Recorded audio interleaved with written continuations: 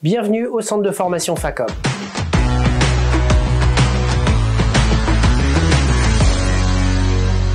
On va voir ensemble comment bien utiliser une clé dynamométrique. Car si une clé dynamométrique est un outil de précision, la majeure partie des erreurs provient de la manière de l'utiliser. Il y a beaucoup plus d'erreurs dans le bras de l'opérateur que dans l'outil. Le couple se mesure en newton-mètre. Qu'est-ce qu'un newton-mètre? C'est une force d'1 newton appliquée sur un bras de levier d'1 mètre de long. Toute modification d'un de ces deux paramètres va provoquer une erreur. Et typiquement lors de l'utilisation d'une clé, il est très important de prendre la clé au centre de sa poignée.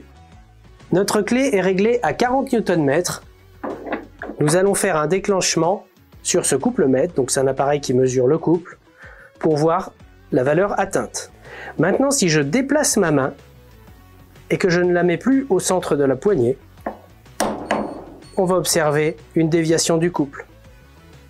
Autre bonne pratique, votre mouvement doit être lent et continu. Il doit s'arrêter dès l'obtention du signal clic.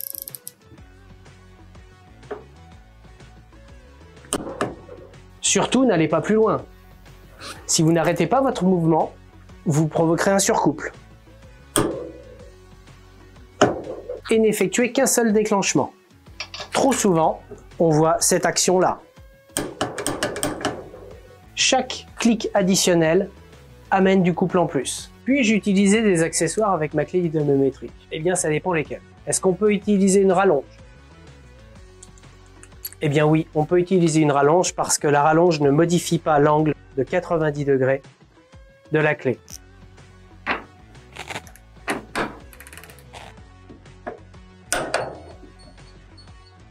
En revanche, l'utilisation d'un cardan est proscrite. Le fait de modifier l'angle de 90 degrés entre la clé et la douille va modifier le couple appliqué.